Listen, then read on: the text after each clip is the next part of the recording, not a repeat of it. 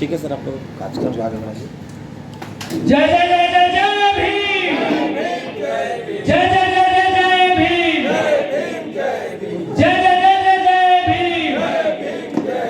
बाबा साहब अमर रहे, अमर रहे, बाबा साहब अमर रहे, अमर रहे, अमर रहे।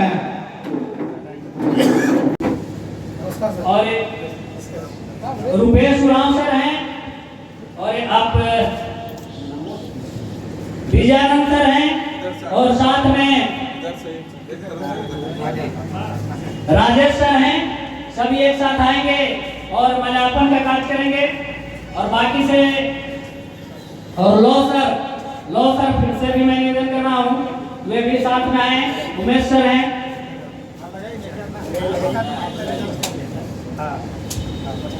जय भीम, जय जय जय जय जय भीम, बाबा साहब अमर रहे,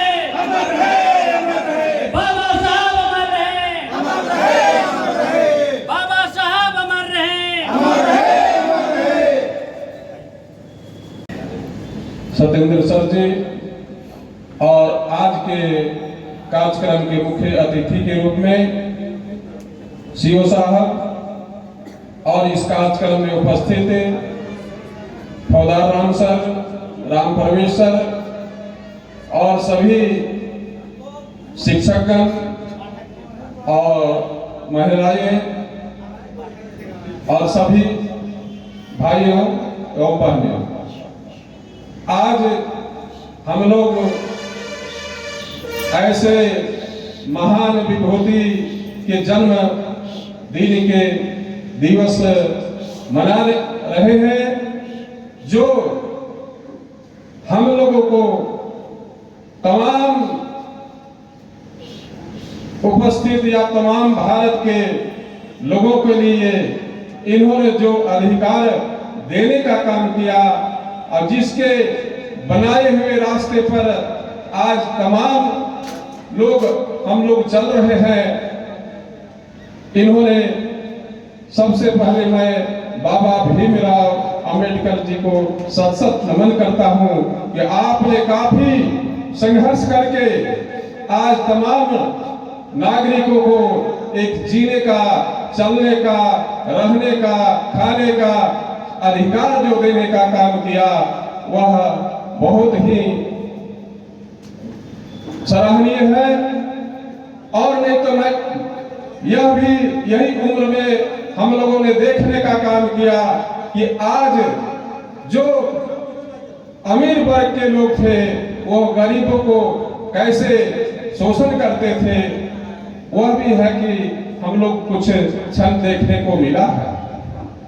आज इन्होंने यह अधिकार दिया कि समाज में चाहे वह गरीब वर्ग का लोग हो, अमीर वर्ग का लोग हो, लेकिन सबसे पहले यह इन्होंने कहा कि आप तमाम लोग सबसे पहले भारत का नागरिक हो, और चाहे वह जिस समाज का हो, गरीब हो, अमीर हो, सबको एक समान अधिकार देने का काम किया। और नहीं तो भारत में बहुत ऐसे शासक आए हैं, इस देश को चलाने का काम किए हैं, जो वह शासक शोषक बन करके यहाँ पर राज करने का काम किए हैं। लेकिन आज भी जो इन्होंने बाबा साहब ने जो संविधान बना करके और संविधान का एक अधिकार दे करके जो यहाँ के नागरिकों को वह देने का काम किए, उनको हम तमाम लोगों को घर घर में पूजा करना चाहिए कि इन्होंने हमें कैसे जीना है, कैसे रहना है, इन्होंने है कि यहाँ अधिकार देने का काम किए। और इन्होंने नारी से लेकर के तमाम गरीब को कैसे हमको आगे बढ़ना है, कैसे हमको रहना है, इन्होंने तमाम चीज है के अधिकार देने का काम किए। और बाबा साहब यह समाज के लिए एक समतामूलक समाज का निर्माण कैसे होगा, यह संविधान में है कि यह लिखने का काम किए।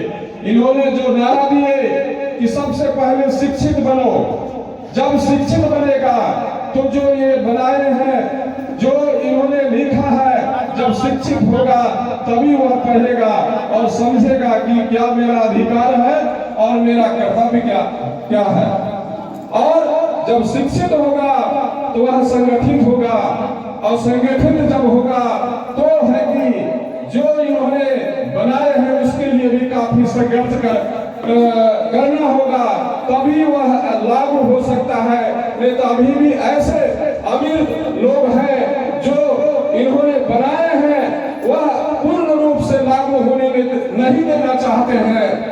उसके लिए इन्होंने यह नारा दिए कि शिक्षित बनो और संगठित हो, और उसके लिए पूर्ण रूप से मेरे जो लिखा हुआ अधिकार है, जो कानून है, जो संविधान है, उसको लागू कराने के लिए आप तमाम लोगों को संघर्ष करने की जरूरत पड़ेगा। और संघर्ष करो तभी है कि पूर्ण अधिकार आपको मिल सकता है।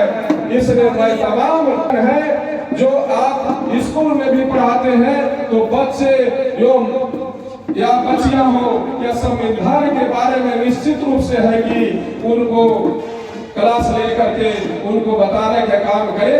जो आने वाला पीढ़ी हो वह जागरूक हो, वह अधिकार और कर्तव्य के बारे में जानने का काम करे, और उसको बाबा साहब के जो संविधान के निर्माता हैं, वह जो लिखे हैं, जो उन्होंने अधिकार दिया है, उसके बारे में एक एक बच्चे और बच्चियों को भी जानेंगे, तभी वह पूर्ण अधिकार को पालन करने में वह सम्मत होंगे। मैं इतना ही कह करके अपना वाणी को विराम देता हूँ। 134वीं जन्म जयंती के शुभ अवसर पर यहाँ पर उपस्थित रमनचासीन हमारे मुख्य अतिथि महोदय, विशिष्ट अतिथि महोदय और तमाम बुद्धिजीवी साथीगण, हमारे बुद्धिजीवी वर्ग के शिक्षकगण, माताएं, बहनें, यह बहुत ही खुशी की बात है कि कम से कम बहुत पहले से यह नहीं जानते हुए भी कार्यक्रम का आयोजन किया गया है। और यह सच्चाई है कि बाबा साहब भीमराव अम्बेडकर किसी परिचय के मोहताज नहीं। विश्व में जितने भी स्टैचू की प्रवृत्ति संचालित है, विश्व में सबसे ज्यादा स्टैचू बाबा साहब की लगी हुई है। यह अलग बात है कि बाबा साहब अपने इस पूजक प्रवृत्ति के समर्थक नहीं रहे हैं।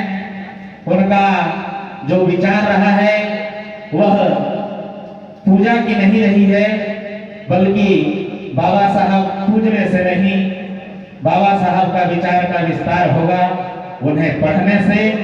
और उन्होंने अपनी आत्मकथा में ही नहीं, बहुत सारी जो पुस्तकें हैं उनकी, उसमें भी बहुत जगह यह लिखित में दर्ज किया है कि यदि आप मेरी विचारों से सहमत हैं तो आप हमें पूजे नहीं, बल्कि आप हमें पढ़ें।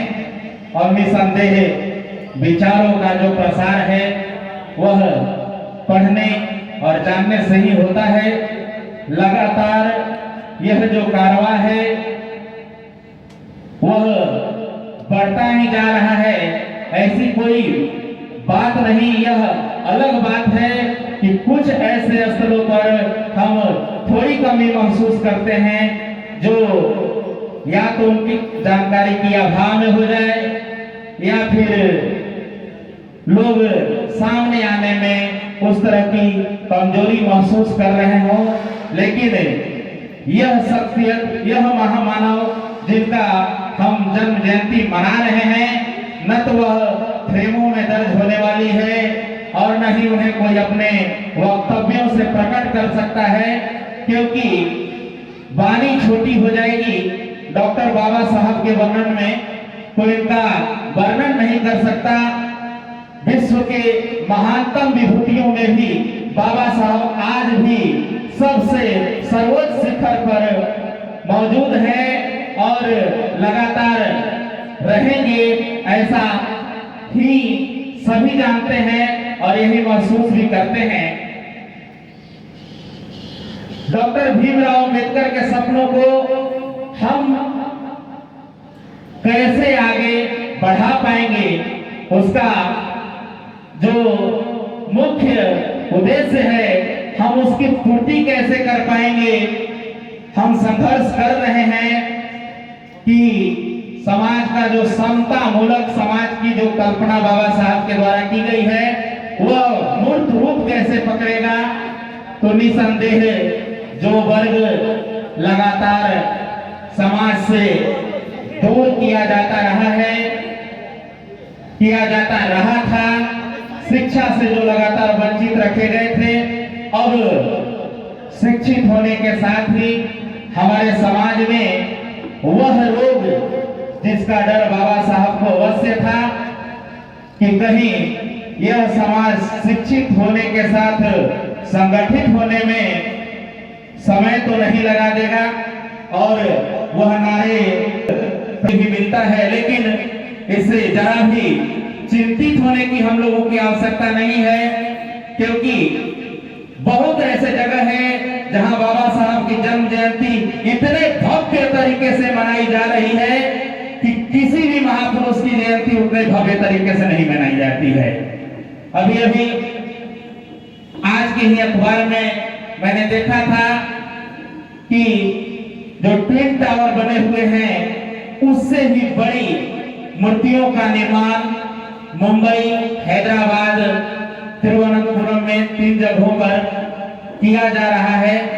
अनुयायी हर स्थान पर पहुंच रहे हैं।